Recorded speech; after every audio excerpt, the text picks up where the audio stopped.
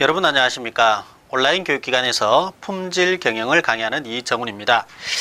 자, 오늘은 맛보기 강의로서 품질 경영 산업기사 또는 기사의 구성도라고 하겠습니다. 구성도. 전체적인 어떤 밑그림이라고 이제 생각을 하시면 되겠고요. 이 밑그림을 여러분들이 잘 이해를 하시면은 이 품질 경영 산업기사와 기사의 전체 중에서 한 반 정도를 이렇게 이해하실 수 있다라고 해도 과언이 아닐 정도로 굉장히 중요한 과목이 되겠다라는 것입니다. 자, 우리가 아무래도 저희 강의가 이제 추구하는 바가 있겠죠, 그죠? 그래서 최소의 투자로 최대의 효과를 이제 발휘할 수 있는 그런 어떤 강의가 되고자 항상 저희들이 노력을 하고 있고, 저 또한 거기에 맞춰서 강의를 여러분들께 해드리고 있습니다.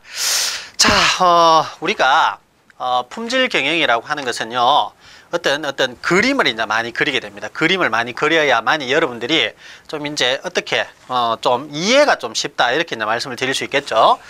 자, 그래서요, 지금도 오늘 좀 첫날인데 그림을 그릴 겁니다. 자, 우선은 좀 큰 이런 동그라미를 하나 그려 보겠습니다. 큰 동그라미를 하나 그리는데, 자, 이 동그라미에서 여러분들이 무엇을 볼 수 있냐 하면, 저것은 무엇이라고 이제 생각을 해야 되느냐 하면, 자, 집단이다라는 것이죠. 집단은 집단인데 무슨 집단이냐? 모집단이라고 하겠습니다. 모집단. 자, 음이 모자입니다. 음이 모자 아시죠, 그죠? 자, 모집단입니다. 이 모집단이라고 하는 것은 우리가 이제 어떤 궁금해하는 집단이 되겠죠. 그래서 저 모집단의 크기가 이제 유한 모집단과 무한 모집단이 있을 수 있는데요. 유한 모집단이라고 하는 것은 한계가 있다라는 것이고, 무한 모집단이라고 하는 것은 아직까지 밝혀지지 않는 우주 같은 이런 것들, 굉장히 무한하죠, 그죠? 끝을 알 수 없는 것들을 우리가 무한 모집단이라고 합니다. 그래서 우리가 통계적으로 유의하게 의미가 있는 것은 뭐냐 하면, 무한 모집단이 아니라 유한 모집단에 우리가 관심이 있습니다. 유한 모집단. 헤알려서 끝이 있는 것을 우리가 유한 모집단이라고 하는데, 그것이 이제 관심이 있다, 이렇게 이제 보시면 되겠고요. 자, 이 모집단의 특성을 파악하고 싶어요. 특성을 파악하고 싶은데, 이 특성을 파악하는데 크게 두 가지 정도를 알면 굉장히 쉽게 우리가 추측을 할 수 있습니다. 추측. 자, 한번 보시죠. 그 첫 번째가 뭐냐 하면, 그 첫 번째가 바로 중심입니다. 자, 집단, 즉 이 모집단에 중심은 과연 어디에 있느냐? 중심은 과연 어디에 있느냐라는 것이죠. 이 중심을 우리가 여기에서 뮤 이렇게 이제 듣게 되는데, U자 비슷하죠. U자 비슷합니다. U자인데, 자, 아래쪽에서 쭉 올라와서 이렇게 이제 이렇게 그 기호를 적게 됩니다. 자, 기호를 여러분들 이제 처음 보시고 그림도 처음 보시는데, 여러분들 첫 번째는 뭐냐 하면, 굉장히 이제 이러한 수업을 들을 때 또는 어떤 강의든 처음 들으면 거부감으로 다가온다는 것이죠. 모르니까, 그죠? 근데 두 번째 이제 반복해서 듣게 되면, 저거 어디서 봤는데, 이렇게 이제 됩니다. 그럼 세 번째 봤을 때는, 세 번째 강의를 들을 때는, 내가 아는 것, 굉장히 이제 친숙함, 친밀함으로 이제 다가오게 되겠죠. 그래서 지금 처음 하는 이런 것들이 여러분들한테 당연하게 거부감으로 다가오고 잘 모르는 것이 대부분일 겁니다. 오늘 맛보기 강의를 쭉 진행을 하고 마지막 단계에 가게 되면 이해하고 기억에 남는 것은 한 30%만 남아도 여러분들 성공했다, 이렇게 보시면 되고요. 두 번째 돌려볼 때는 한 60% 내외, 그 다음에 세 번째 볼 때는 거의 한 8, 90%, 물론 100%는 없습니다, 그죠? 세상에. 그 정도 이렇게 하시면 여러분들 전부 다 합격권에 올라가게 되어 있습니다. 처음이니까 어떻다고요? 굉장히 거부감으로 다가온다는 것이고, 기호 이런 것도 이제 처음 보게 되니까 여러분들이 야, 저런 것이 있구나 정도만 보시면 되겠습니다. 자, 그 다음에, 자, 중심이다. 중심이라는 것은 이렇게 뮤다, 이렇게 이제 표현을 한다고 제가 이야기를 말씀드렸고, 그러면 중심이 과연 뭐냐는 것이죠, 그죠? 그 예를 들어서 이런 것들이 있습니다. 우리나라에 이제 인구가 한 5천만 정도 된다고 하겠습니다. 그 중에서도 성인 남자라고 하면 만 20세 이상이라고 하겠습니다. 일단 20세 이상의 성인 남자의 신장이죠. 신장을 이제 재보려고 하는 거예요, 그죠? 다 큰 사람들이죠. 다 큰 남자들의 초, 중, 고 이런 거 빼고, 그죠? 그래서 대학교 이상인데, 그러면 성인 남자의 신장이 어디만큼 될까? 평균은 어느 정도 될까 하는 것이 바로 중심입니다. 이 뮤는 평균을 나타냅니다. 평균. 중심이죠. 중심. 그죠? 다 이렇게, 그러면 어떻게 할까요? 2천만 같으면 2천만의 키를 다 재어서 나누기 2000 하면은 평균이 나오죠. 여러분들 평균 낼 줄 알죠? 그죠?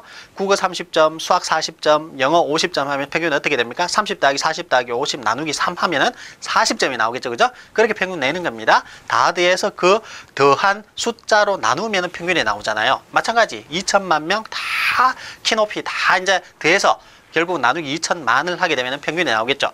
그것이 바로 여기서 뮤라고 하는 것이고, 2천만 다 했으니까 모집단의 평균이 될 것입니다. 그 다음에 두 번째는 뭐가 우리가 궁금하냐 하면은 흩어짐입니다. 흩어짐. 얼마만큼, 자, 흩어져 있느냐라는 것이 이제 궁금할 수 있는데, 이 흩어짐을 우리는 좀 유식한 용어로 산포라고 합니다. 산포, 흩어져 있다, 이런 얘기. 흩어질 산자입니다. 흩어질 산자. 한자기도 하죠. 그죠? 그래서 이 산포는 보통 보면은요, 우리가 모집단에서 쓰는 기호가 따로 있습니다.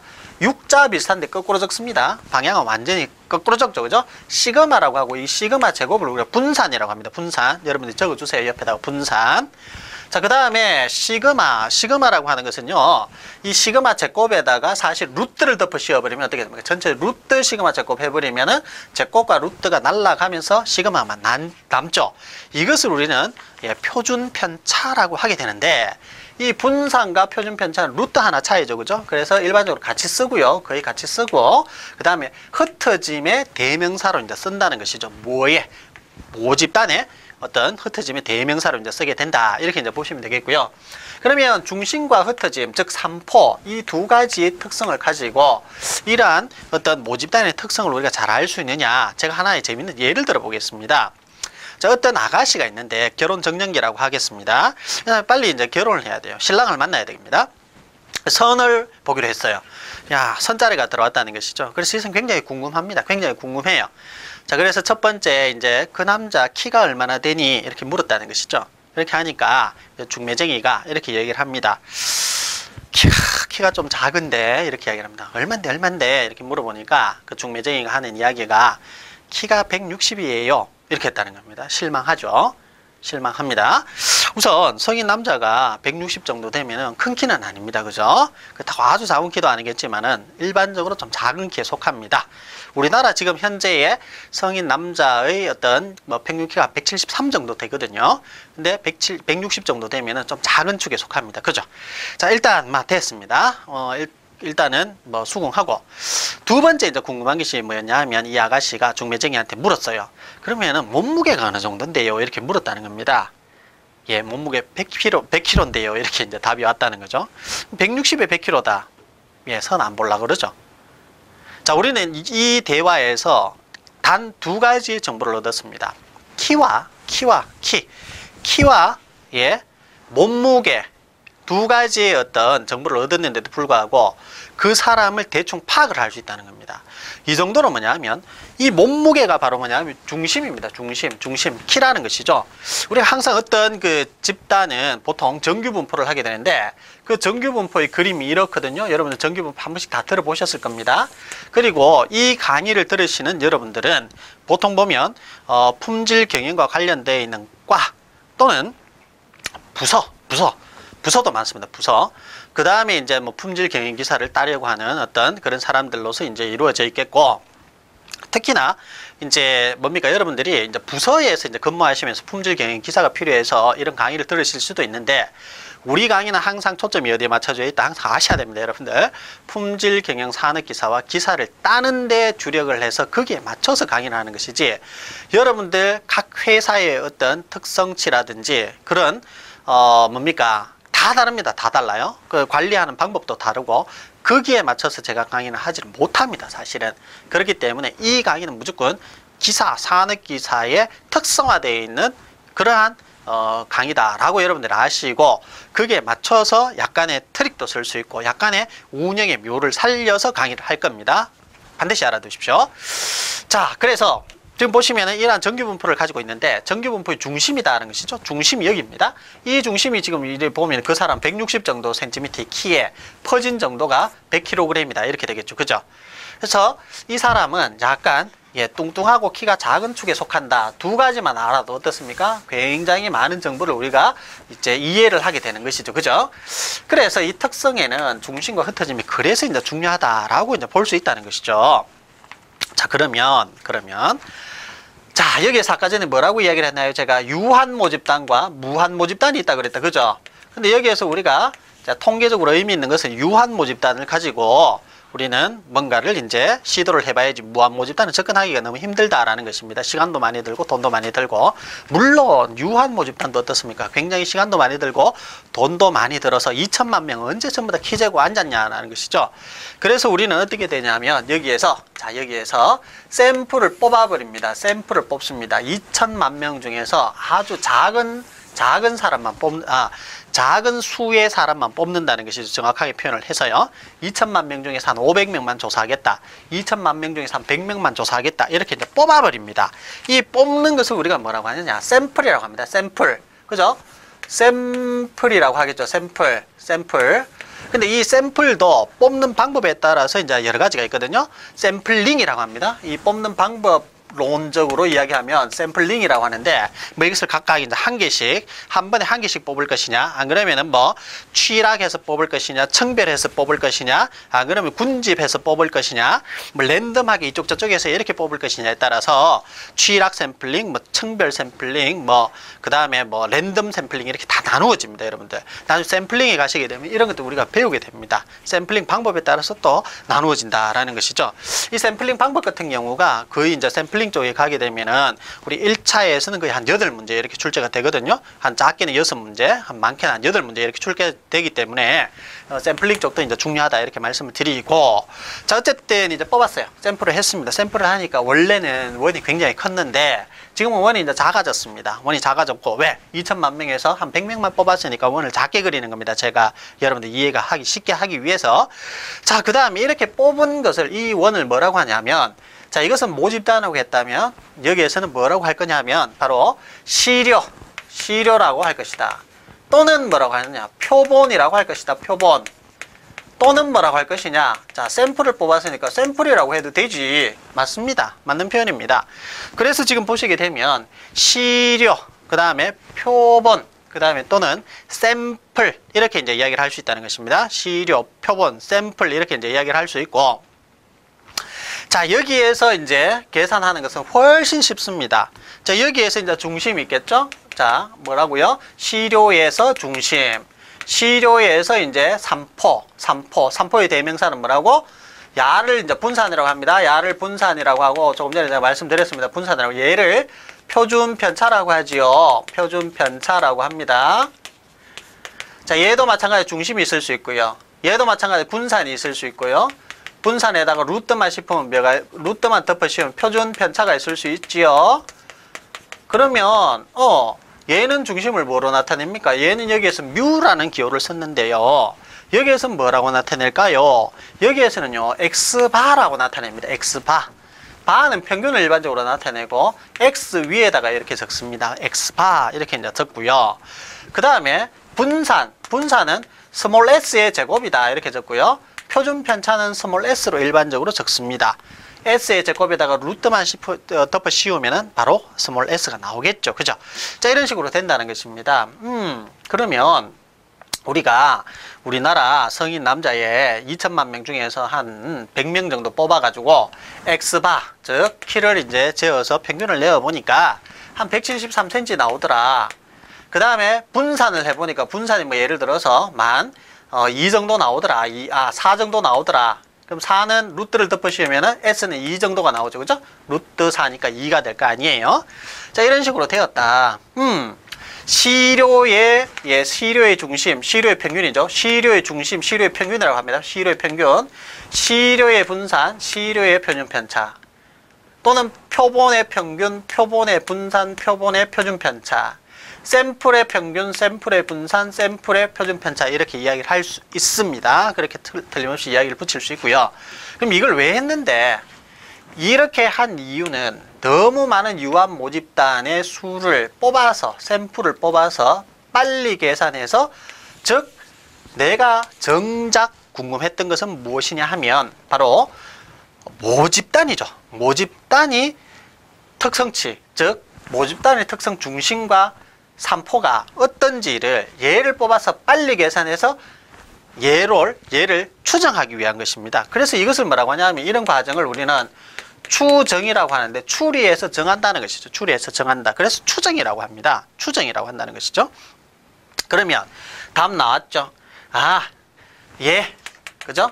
모집단의 중심은 173cm 정도가 될 것이다 라고 추리해서 정해버렸고, 그 다음에 예, 즉 흩어짐 또는 산포는 예, 분산은 한 4 정도 되겠고, 얘도 그 다음에 얘가 한 2 정도 나왔으니까 얘도 한 2 정도 되겠다 라고 이제 아예 정해버리는 것입니다. 그것을 우리가 추정이다 이렇게 이제 얘기를 한다는 것이죠.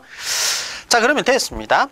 근데 지금 이제 보니까 이제 좀 이제 내용을 바꾸겠습니다. 뭐냐면 금방까지는 신장 키였다면 이제는 강도를 하겠습니다. 강도. 자, 강도가 얘가 어느 정도가 되었냐면, 강도가 우리 회사의 어떤 그 뭡니까, 예를 크랭크 축이다 이런 것들이 강도인데, 강도가 원래 뮤죠. 뮤가 한 100 정도 되고 100 정도 되었고, 흩어짐 3포 뭐 S제곱이 한 2 정도 되었다. 나는 마음에 안 든다는 것입니다. 이러한 모집단 자체가. 이 모집단 자체가 마음에 안 들어서 그러면 돈을 투입합니다. 머니죠, 머니. 자, 돈을 갖다가 한 10억 정도 투입을 해서 얘를 갖다가 새로운 어떤 집단으로 한번 탈바꿈 시켜봤어요. 새로운 집단으로 탈바꿈 시켜봤는데 뮤가 예를 들어서 한 104 정도가 나오고, S제곱은 약 예를 들어서 1.5 정도가 나왔다라는 것입니다.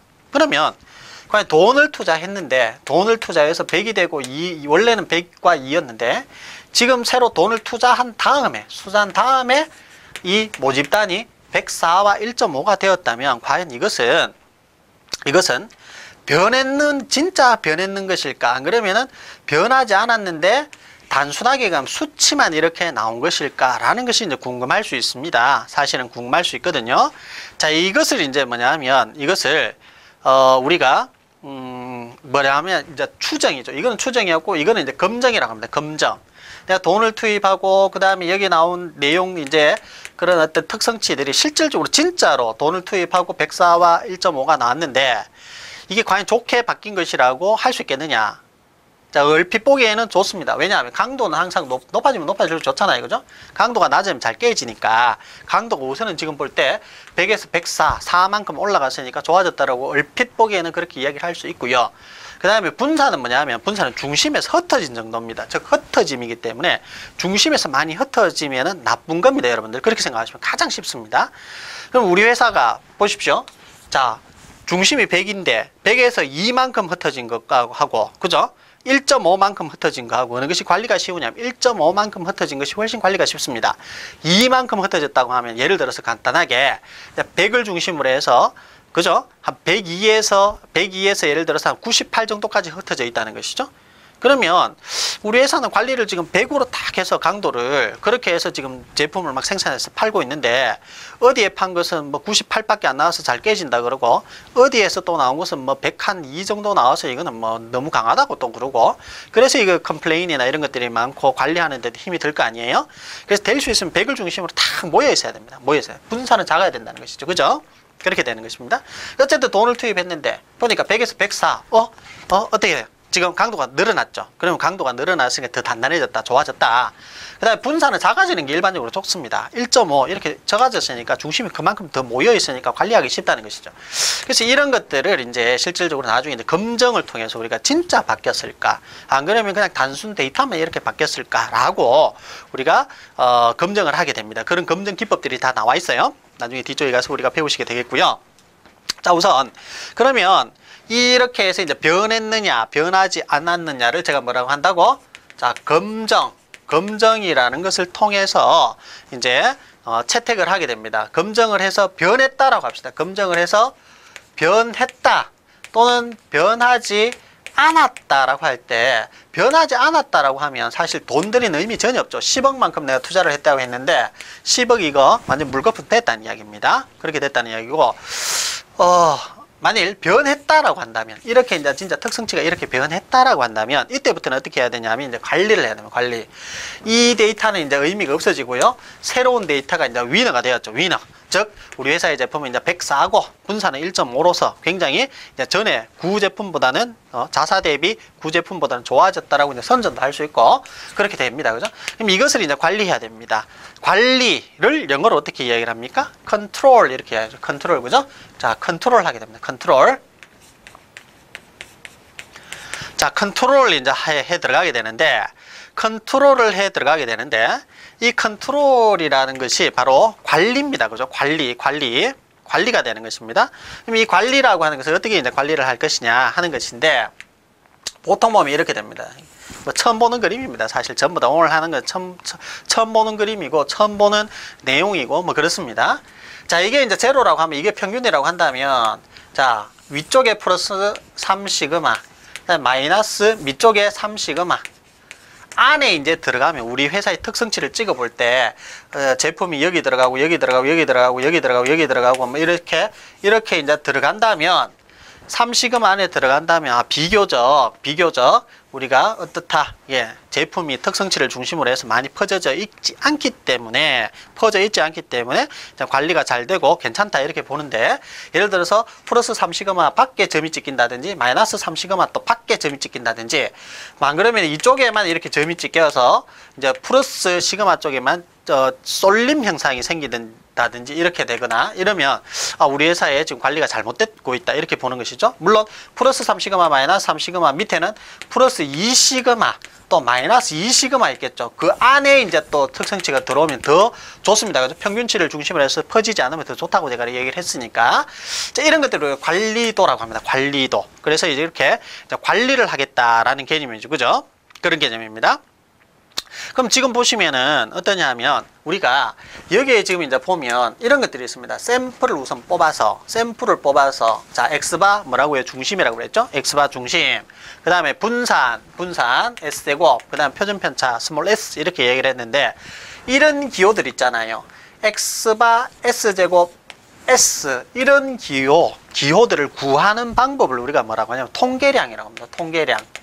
통계량이다 이렇게 얘기를 합니다. 통계량. 저런 어떤 기호들에 의해서 우리가 무언가를 이제 물론은 이제 뭐 유한 모집단을 이제 추정하거나 이렇게 하기 위해서 이런 계산들을 막 하게 됩니다. X바 계산해봐야지 되겠죠? S제곱 계산 막 해서 이렇게 구해야 될 겁니다. 그죠? 계산기로 물론 계산을 하겠죠.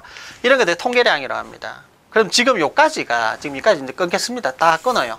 딱 끊어서 어떻게 되냐면 요것을 SQC라고 합니다. SQC라고 하는데 Statistics Quality Control이라고 해서 통계적 품질 관리다 이렇게 얘기를 합니다. 통계적 품질 관리. 그럼 여기 들어가 있는 게 뭐가 있습니까? 컨트롤, 관리도 있죠. 관리도. 예? 관리도 있죠. 첫 번째. 그럼 두 번째 또 뭐가 있습니까? 두 번째 우리가 봤던 게 자, 통계량을 막 계산한다 그랬죠. 제가 그죠?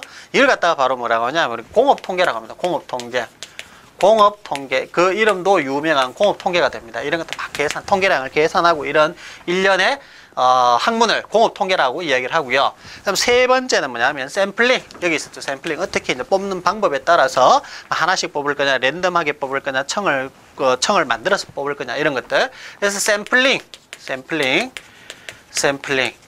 자, 다음에 네 번째 하나 더 집어넣자면 여기에서 이제 검추정이 있습니다. 검추정. 여기 나왔죠, 그죠? 검정, 변했냐, 안 변했냐, 추정, 통계량을 가지고, 모집단을 추리해서 정한다 하는 것이 바로, 추정이 되겠습니다. 검추정 또는 추검정 이렇게 얘기를 합니다. 추검정 이렇게 거꾸로 이야기하는 것이 요즘은 보통이죠, 그죠? 추검정. 왜냐하면 추정 먼저 해서, 그 다음에 검정하죠. 순서대로 보면 지금 추정이 제가 먼저 나왔고, 그 다음에 검정이 뒤에 나오니까 이렇게 추검정 이렇게 이제 많이 이야기를 합니다. 옛날에 제가 이제 학교 다닐 때 저는 이제 산업공학과 출신입니다. 산업공학과에서는 이러한 이 통계를 전문적으로 이제 하고 있죠. 전문적으로. 근데 지금 뭐 시중에서 이렇게 강의하는 사람들 보면은 뭐 다른 금속공학과 나온 사람들이 지금 강의를 하고 있는 사람들이 있어요. 좀 우습죠, 사실은. 자, 어쨌든 추검정입니다. 추검정 이렇게 이제 되고요. 네 가지를 묶어서 우리가 통계적 품질 관리라고 이야기를 하면서 얘가 어떠냐 하면 비중을 따져봅시다. 비중을. 우리가 포커스는 어디에 있다? 항상 기사와 산업기사 따는 데 있다라고 말씀드렸죠. 60%입니다. 60%. 거의 다 합니다. 물론 이거 말고 샘플링, 이거 말고 실험계획법, 뭐 신뢰도, 품질 경영 개론, 신뢰 성공화, 예? 생산 관리 이런 것들이 있습니다만은 이 우리가 뭡니까 산업기사는 4과목 칩니다. 신뢰 성공학 안 쳐요. 기사는 신뢰 성공학까지 포함해서 5과목이죠, 그죠? 60% 차지합니다. 60%. 굉장히 중요합니다. 이것이 하나의 뭡니까? 이것이 하나의 구성도입니다. 구성도. 품질 경영, 산업기사, 기사의 가장 중요한 SQC의 구성도다. 이렇게 이제 보시면 되겠죠. 여러분들이 그렇습니다. 굉장히 중요하고. 자, 2차에서도 어떠냐? 2차 뭐 지금 미리 말씀을 드리겠습니다. 2차에서는 거의 한 50점에서 60점 정도 여기서 다 나옵니다. 이것과 관련해서 실험계획법도 또 나오기 때문에 이걸 모르면 실험계획법 잘 모르게 되어 있습니다. 이걸 먼저 배우고 실험계획법을 배우면 어떻습니까? 이해가 됩니다. 실험계획법부터 공부하면 이해가 안 돼요. 그리고 그 산업공학과에서도 보면 실험계획법 굉장히 어려운 학문으로 통하거든요. 근데 이걸 잘 해놔놓으면 어떻습니까? 실험계획법 들어가면 이해가 된다는 것이죠. 자, 어쨌든 간에 이렇게 해서 SQC 대충 이제 설명을 좀 드렸고, 자, 그 다음에 그러면 이제 두 번째 우리가 배우는, 이것도 이제 배우는 순서이기도 합니다. 우리가 배우는 순서이기도. SQC가 1과목이다. 그럼 2과목 이제 어떻게 되냐? 2과목 실험계획법이 있습니다. 실험계획법. 어렵다 그랬죠? 자, 실험계획법이 있는데 이것은 뭐냐 하면 SQC에서 우리가 잘 배우지 못했던, 즉 SQC에서 할 수 없었던 통계 분석을 실험계획법이라는 학문을 통해서 다시 한번 분석을 하게 됩니다. 그것이 바로 뭐냐면 실험계획법이라고 우리가 이야기를 하고요. 실험계획법이 이야기를 하고 좀 더 좋게 만들도록 우리가 항상 실험을 이제 구성을 하겠죠. 그죠? 실험계획이라고 하니까 계획, 뭔가 계획한다. 실험을 계획한다. 어떻게 계획을 하느냐? 좋은 제품을 만들도록 계획을 한다고 해서 실험계획법입니다. 말 그대로입니다. 자, 요거는 우리가 1차에서 물론 20문제 나오죠. 1차에서 20문제 정도 나오고 2차에서 이제 가시게 되면 우리 SQC 2차에서 얼마 나온다고? 한 50점, 60점 정도 나온다고 제가 얘기를 했죠. 그죠? 그 중요도 자체는 거의 한 60%에 해당합니다. 실험계획법은 물론 1차에서 20문항이 나옵니다. 얘도 1차에서 20문항밖에 안 나와요. 2차에서 20문항 나오는데 실험계획법 2차에서는 약 한 30점 정도 차지합니다. 얘가 50점, 60점 차지하고 얘가 30점 차지하면 얘가 거의 2차에서 다 차지한다고 보시면 되는 것이에요. 나머지 이제 뭡니까? 예, 군데 예, 이제 품질 경영, 개론, 신뢰, 성공화 이런 데 안에 어디 있는 것들 이런 거 내 가지고 이제 물론 문제 문항을 맞추고 뭐 100점을 이제 맞춰 놓겠죠. 그죠? 자, 실험계획법이 있는데 이 실험계획법이라고 하는 것은 우리가 아노바 테이블을 좀 이해를 하셔야 됩니다. 아노바. 자, 오늘은 어떻다 여러분들? 처음 듣는 게 다다. 처음 듣는 것이 굉장히 많다. 들으면 첫 번째 거부감으로 다가온다. 아노바 처음 듣죠? 당연합니다. 내일 다시 제가 아노바 그러면 여러분들이 어떻습니까? 저거 들어봤는데 이렇게 됩니다. 세 번째 또 한 번 더 이야기를 하면 어떻습니까? 알지? 이렇게 됩니다. 그죠? 자, 시작이 반입니다. 아노바 테이블이라고 하는 것은 별거 없어요. 쉽게 생각을 하시고요. 실험에서 우리가 요인을 실험에 배치합니다. 실험이라고 했죠? 그럼 반대로 요인을 실험에 배치하게 되는데 내가 지금 테이블을 만들 겁니다. 아노바 이거 테이블이라고 했어요. 테이블이 별로 굉장히 어렵게 생긴 것이 아니고 이렇게 생겼습니다.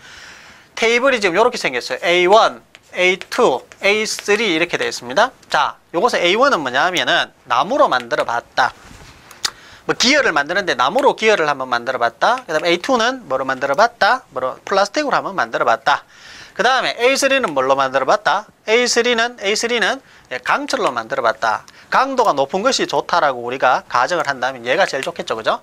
A1으로 예를 들어서 나무로 뭔가를 기어를 만들어 보고 한두 세 개 만들어 봤다. 플라스틱으로 한 3개 만들어 봤다. 강철로 한 3개 정도 만들어 봤다.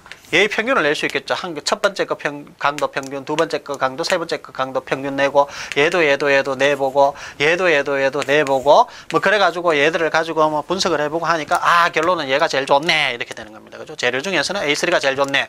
자, 여기에, 자, 요인이라고 합니다. 요인. A1 요인, A2 요인, A3 요인을 우리가 이 아노바 테이블에 딱 이렇게 집어 넣는 순간, 얘는 요인이라고 이제 더 이상 하지 않고, 인자라고 합니다.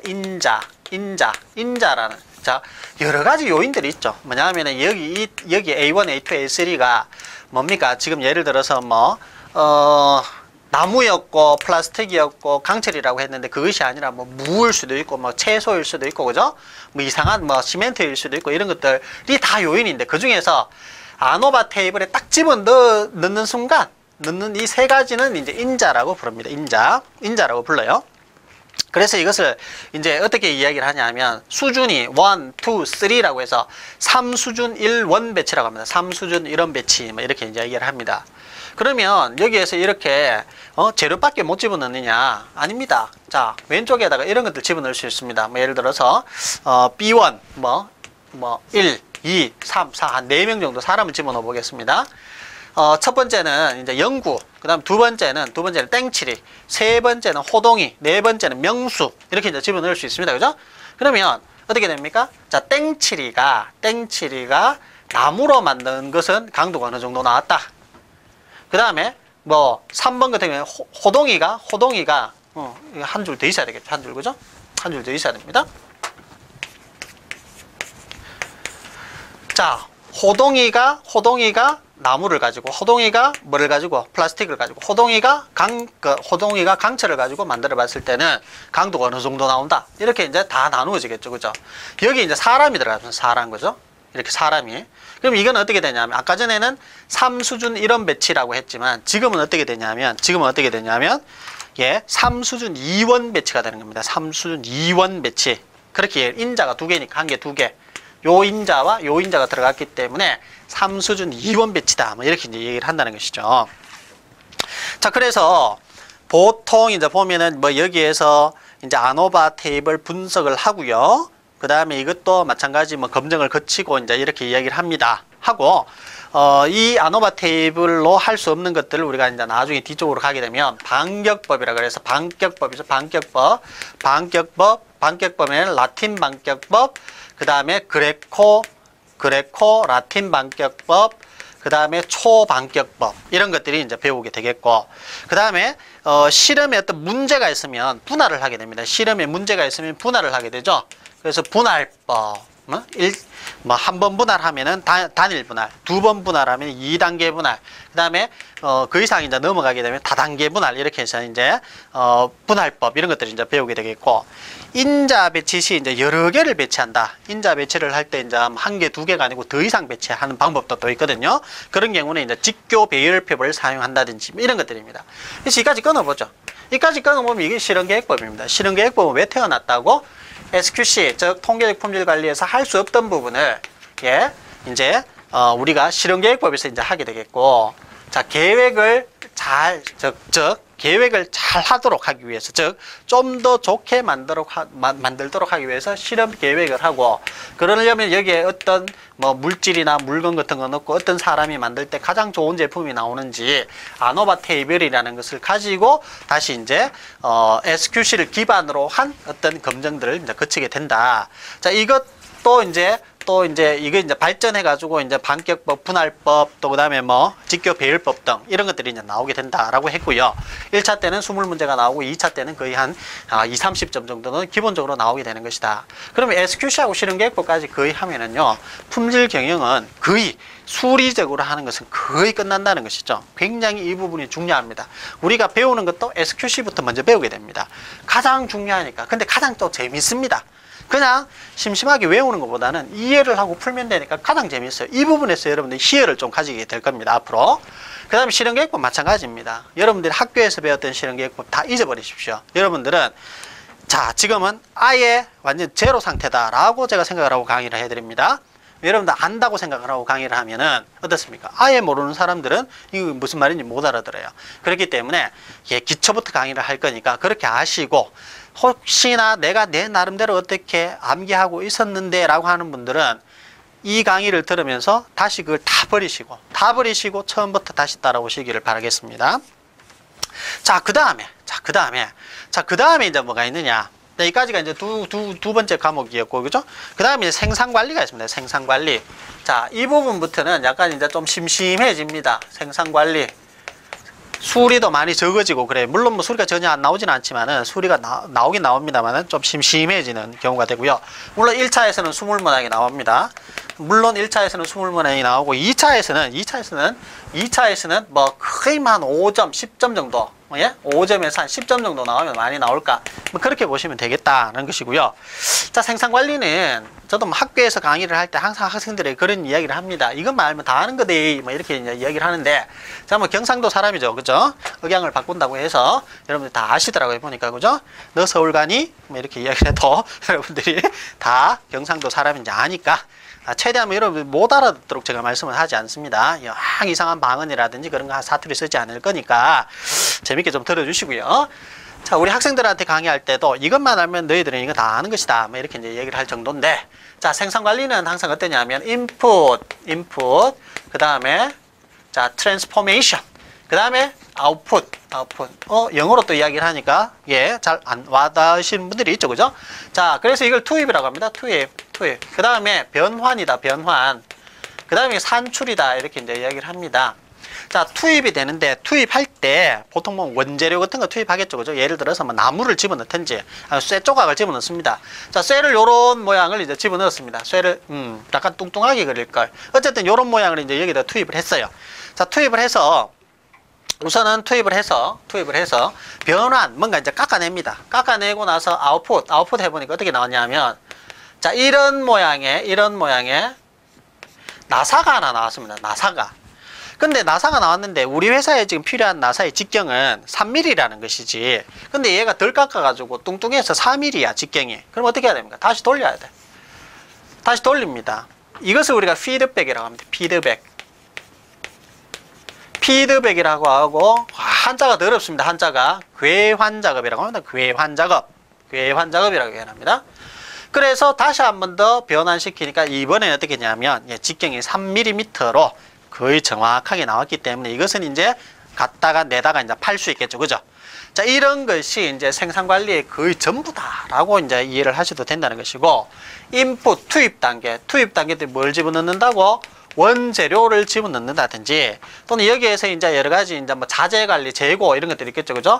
자, 자재 같은 거 이런 것들을 다 관리를 해야 됩니다. 그 다음에 이제 트랜스포메이션 어떻습니까? 트랜스포메이션 쪽에는 뭔가 이제 바꾸는 형태죠. 모양을 바꿨습니다, 그죠? 여기는 이제 공정, 우리가 공정이 있을 수 있으니까 뭐 공정 관리 이런 것들을 여기서 이제 배우게 되겠고, 그다음 작업, 어차피 작업하는 거잖아. 변환이, 그죠? 작업 관리 이런 것들이 여기에서 이제 나오게 된다는 것이죠. 그 다음에 마지막으로 이제 완제품이 나오죠. 산출물이 나오게 됩니다, 그죠? 산출물이 나오게 되면 여기에서는 이제 제품이니까 결국 제품 관리 이런 것들을 이제 여기서 이제 배우시게 된다는 것이죠. 제품 관리 이런 것들을 배우게 된다. 그래서 여기서 이제 또 나오는 것 중에 하나가 뭐 소품종 다량 생산, 다품종 소량 생산해서요. 소품종 다량 생산 같은 경우는 뭐 옛날에 포드 시스템, 그죠? 포드.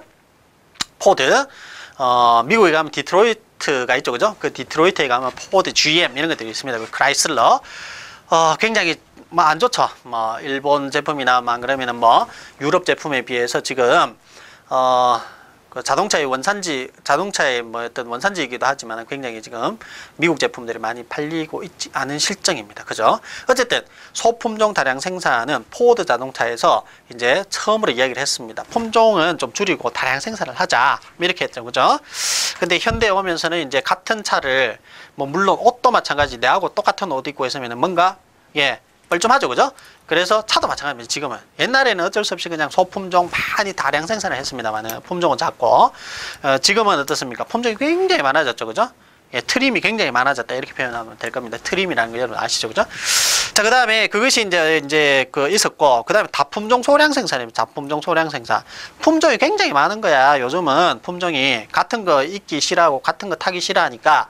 다품종, 소량, 조금만 생산해가지고, 그죠? 리미티드, 한정판, 이런 것들 막 나와서 막 팔잖아요? 자, 이것은 조금 전에 이야기했던 포드 자동차 시스템이 아니라, 이제 반대의 개념이죠. 반대의 개념. 이것은 우리 주문 생산, 프로젝트 생산이라고 합니다. 프로젝트 생산은 뭐냐? 어떤 사람이 이런 돈 많은 갑부가 이런 것들을 생각합니다. 전 세계에서 가장 호화스러운 여객기? 배를 만들어 주세요. 이렇게 했다는 겁니다. 우리 대우조선에다가 가장 크고 호화스럽고 안 그러면 그런 배를 만들어 주는 거나 요트를 만들어 주죠. 그죠? 프로젝트 생산을 프로젝트. 한 프로젝트 받아서. 그죠? 근데 굉장히 돈을 많이 받겠죠. 그죠? 이윤을 많이 취할 수 있습니다. 하지만 예, 그거를 주문하는 사람 입장에서는 이 배는 더 이상 전 세계에서 한 대밖에 없으니까 굉장히 예, 가치가 있는 그러한 제품이 되고 자기도 또 기분도 좋겠죠. 그죠?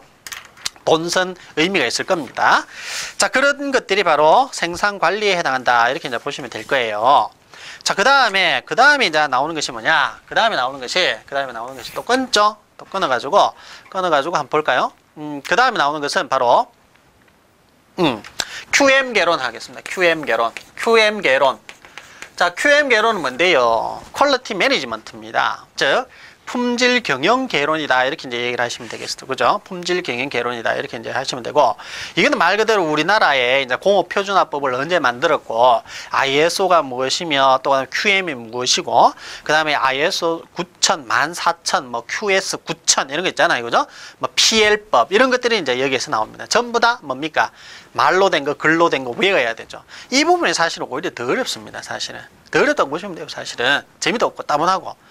이때는 이제 제가 중요하다는 건 있을 수 있으니까 밑줄 긋고 여러분들이 이제 암기하셔야 되고, 그죠? 물론 뭐 약간은 또 암기 방법도 여러분들한테 가르쳐 드릴 겁니다. 좀 재미있게 좀 암기할 수 있으면 더 이상 좋을 게 없겠죠, 그죠? 뭐 그런 식이고, 그 다음에 뭐 설계 품질, 제조 품질, 시장 품질, 뭐 어때야 된다, 그죠? 설계 품질, 뭐 설계할 때는 어떻게 설계를 해야 된다. 그다음 제조할 때는 또 어떤 방식으로 뭐 불순물이 안 들어가도록 어떻게 해야 된다.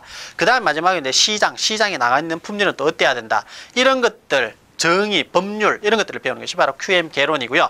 마찬가지 1차에서는 20문항이 나옵니다. 20문항이 나오고 2차에서는 뭐 5점에서 뭐 많으면은 7점, 8점 그렇게 볼 수 있습니다. 5점에서 7.8점 그렇게 볼 수 있어요. 2차. 자, 이까지가 뭐냐 하면은 산업기사는 이까지 하면 이제 시험 다 칩니다. 다 치고 이제 다치게 되겠고, 그 다음에 우리는 기사 치시는 분들은 실내성공학이라고 하는 게 또 있겠죠. 실내성공학. 자, 실내성공학이 한 과목 더 들어간다는 것이죠. 실내성공학이 한 과목 더 들어가게 된다. 자, 이 실내성공학이라고 하는 것은 신뢰, 즉 얼마만큼 이제 믿을 수 있느냐. 이 제품을 사람은 얼마만큼 믿을 수 있다는 것을 사실은 수리적으로 저 사람 얼마만큼 믿을 수 있다 딱 정하기 힘듭니다. 하지만 기계나 뭐 이런 것들은 수명이 있고 때문에 이제 신뢰도를 뽑아낼 수 있거든요. 그래서 좋은 거죠, 그죠? 신뢰성공학이 이제 만들어진 이유기도 하고요. 1차에서는 20문항 나옵니다. 2차에서는 한 10점 정도 이렇게 이제 보시면 되겠고요. 자, 신뢰성은 얼마만큼 믿을 수 있느냐 하는 것입니다. 신뢰성이랑 얼마만큼 믿을 수 있느냐. 그 다음에 또 여기 나오는 것이 제가 방금 이야기했죠. 신뢰성을 이제 어떤 수치로 나타낸 것이 신뢰도 이렇게 이제 얘기를 하겠고, 그 다음에 이제 가동성 얼마만큼 이게 가동이 잘 되겠나 안 되겠나 뭐 이런 것들이 있을 수 있고요. 그 다음에 또 유용성 availability라고 이야기를 해서 뭐 이런 것들 용어 설명, 그 다음에 뭐 E의 마이너스 람다 T라고 해서 이것도 보니까 또 거부감으로 다가오죠. 지수 분포는 E, exponential 분포고 마이너스 람다 고장률, T는 시간입니다. 이거 어떻게 계산할까? 이거 전부 다 주거든요. E는 값을 주는 것이 아니고 람다 고장률 값을 주고 t 시간 주거든요. 그럼 요거는 어떻게 계산하냐? 계산기 다 있습니다. 여러분들 그리고 다음 시간부터는 반드시 계산기를 준비하셔야 됩니다. 자, 계산기는요 제가 말씀드립니다만은 9만원짜리 10만원짜리 절대 사지 마십시오. 절대 사시면 안 되고, 제가 볼 때 5만원 이상 되는 거 사지 마십시오. 혹시 있으면은 계산기 바꾸십시오. 지금 당장 바꾸시고 샤프 계산기 또는 카시오 계산기인데 저는 샤프 계산기가 편합니다. 샤프 계산기를 많이 설명을 드립니다. 샤프 계산기는 한 2만원짜리 내외, 보통 보면은 샤프 EL509W 뭐 이런 것들 509W 뭐 509V도 있을 수 있고요. 그죠? 한 2만원짜리 내외 이렇게 사시면 되고, 카시오 계산기가 많이 있으시다면 카시오 계산기는 제가 나중에 따로 이제 사용 방법을, 우리 쪽에 사용하는 거는 딱 이제 몇 가지 그 정해져 있거든요.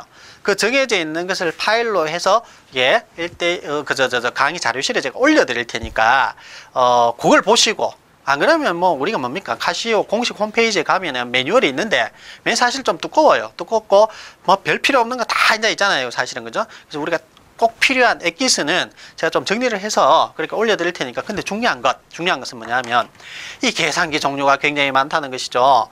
제가 말씀드린 샤프, 카시오가 거의 다인데 중공육 이상한 거 안 되고요. 슈퍼마켓 계산기 안 됩니다. 여러분들 슈퍼마켓 크다란 계산기에 단자 크고 그죠? 몇 가지 뭐 루트 정도밖에 없는 거 그런 것들 안 되고요. 무조건 안에 로그 나와야 되고, 로그의 역수가 바로 이거든요. 저쪽에는 익스포넨셜 지수분포 이런 것들이 나오거든요. 그래서 고학용 계산기라는 이름이 붙은 것을 여러분들이 반드시 사셔야 됩니다. 반드시 사셔야 되고, 다음 시간부터는 바로 아마 저거를 이제 배우게 될 거예요. 우리가 그죠? 계산기를 두드려 보게 될 겁니다. 그래서 계산기를 준비하시라 이 말을 제가 말씀드리고 싶고, 그래서 어떻습니까? 전체적으로 오늘 보십시오.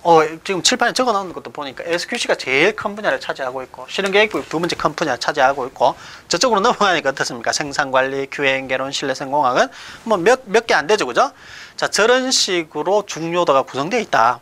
칠판에 적은 양만큼 구성이 되어 있다. 중요도가 구성이 되어 있다. 이렇게 생각하셔도 과언이 아니다라는 것입니다.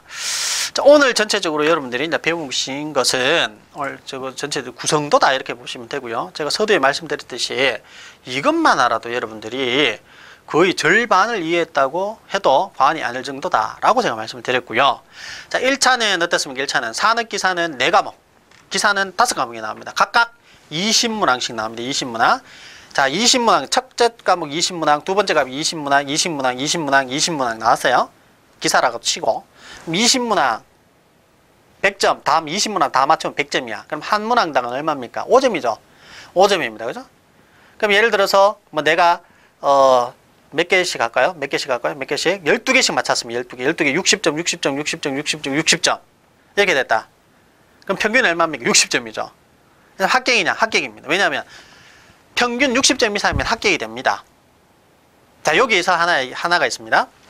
자, 80점, 80점, 80점, 80점, 80점 맞았어요. 평균 80점이죠. 합격입니다. 자, 이렇게 하겠습니다. 80점, 80점, 80점, 80점, 35점 맞았습니다. 불합격입니다. 평균은 60점 이상이 될지 몰라도 한 과목이라도 35점 이하가 있으면 안 됩니다. 35점, 5점 단위니까 35점, 30점, 25점, 20점, 15점. 자, 그런 것들은 전부 다 하나라도 있으면 어떻게 되느냐? 평균이 60점 이상이라도 불합격입니다. 그것을 우리가 꽈락이라고 하는데, 공단에서는, 우리가 이걸 자격증을 관리하는 공단이죠. 그죠? 한국산업인력공단에서는 이 한 과목이라도 너무 소홀하지 말라는 의미로서 꽈락을 지정하고 있습니다. 자, 어쨌든 간에, 자, 80점, 80점, 80점, 80점, 40점 맞았어요. 그럼 이 사람 합격일까요? 합격입니다. 평균이 60점 이상이 되어 보이고요. 40점은 괜찮아요. 40점 미만이 불합격이라 그랬고, 40점 미만, 즉 40점 미만, 35점부터 불합격이라 그랬고, 40점은 괜찮습니다. 여러분들 괜찮습니다. 자, 이러면 이 사람 합격입니다. 그럼 2차로 넘어가죠.